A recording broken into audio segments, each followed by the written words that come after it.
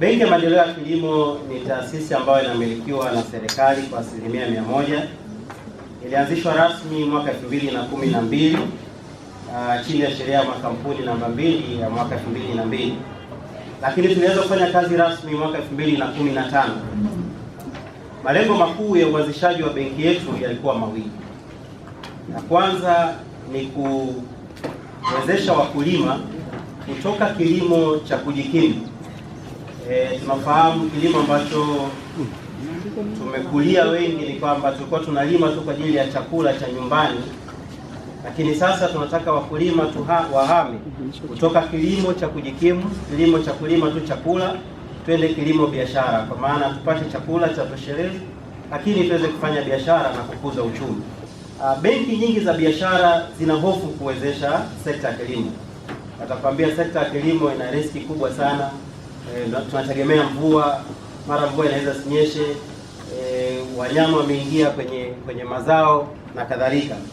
Hasa benki tulichokifanya cha kwanza, tunadhamini wakulima ambao wanachukua mikopo kwenye benki za biashara, na dhamana yetu inaenda mpaka 80%.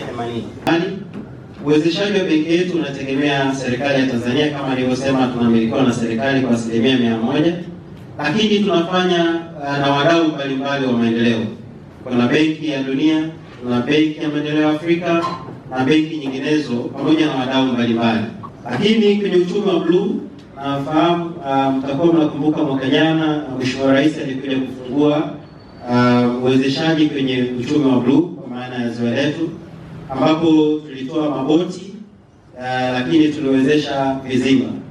Najua historia ya vizimba imekuwa ni nzuri sana. Kwa hapa mpaka sasa hivi tumeshatoa bilioni 12.4. Tumefikia vikundi 120 ambao wanufaika ni 1904. Lakini kwa kutoa mikopo hii imeenda kuleta ajira kubwa sana. Kuna makampuni yanayozalisha chakula, makampuni ambayo yanazalisha vifaranga, na sasa hivi, ndugu waandishi wa habari, hii ni fursa jamani. Hapa naomba niwakaribishe kabisa. Hii ni fursa. Tunapokea simu nyingi sana kutoka nchi za nje, wenzetu hapa Afrika Mashariki, lakini kutoka mikoa mingine wapo tayari wanaanza kuja kuwekeza kwenye vizimba. Kwanza nianze kwa kumshukuru meneja wa kanda kwa kunipa nafasi, lakini pili ni wapongeze TADB kanda chini ya meneja na management yote kwa kuwa na wazo la kukutana na wanahabari wa kanda ya Ziwa, na hapa Mwanza ikiwa ni kitovu cha kanda ya Ziwa, ili wanahabari hawa waweze kupeleka taarifa sahihi kwa wananchi wa kanda ya Ziwa kuhusiana na huduma na mambo ambayo yanafanywa na benki ya kilimo, yani TADB. Kama ambavyo nimesema, toka kuanzishwa kwake benki hii imetoa mikopo ya takribani bilioni 631.18 katika miradi 151, ambapo kwa mkoa wa Mwanza peke yake jumla ya shilingi bilioni 79.14 zimetolewa. Kwa hiyo zimeongeza thamani ya mazao ya kilimo. Benki ya TADB, wakulima wanaoongeza thamani na mnyororo wa thamani wa mazao ya kilimo, mifugo, mnyororo wote ule na uvuvi, benki ya TADB ndio mkombozi wao. Kanda ya Ziwa ni kitovu cha ufugaji wa samaki nchini, na miongoni mwa maeneo ambayo benki ya TADB imejikita. Baada ya sisi serikali kuona changamoto za ajira kwa vijana, tulikuja na mpango wa Building Better Tomorrow unaoitwa BBT, na tukafanya linki kati ya mabenki na mpango wa BBT. Na katika mkoa wa Mwanza, BBT tulichagua eneo la ufugaji wa samaki kwa njia ya vizimba. Kwa hiyo yako maeneo mengi lakini nazungumzia project tu ya BBT.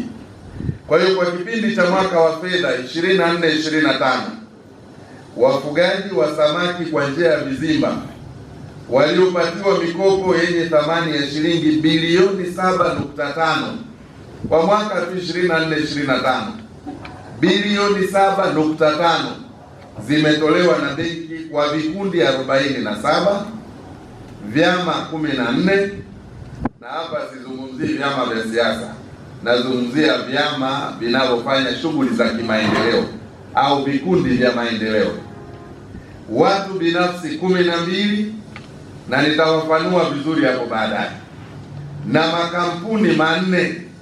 Kwa hivyo jumla ya vijana 350 wakiwemo wanawake 227 wamenufaika na hiyo mikopo.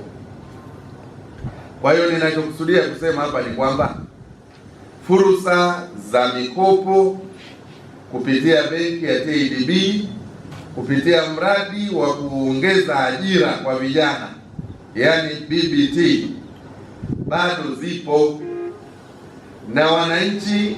Ndio maana tumewaleta leo wanahabari, kwa sababu wananchi walio wengi hususan vijana, kwanza wenyewe ni wagumu kutafuta habari za fursa.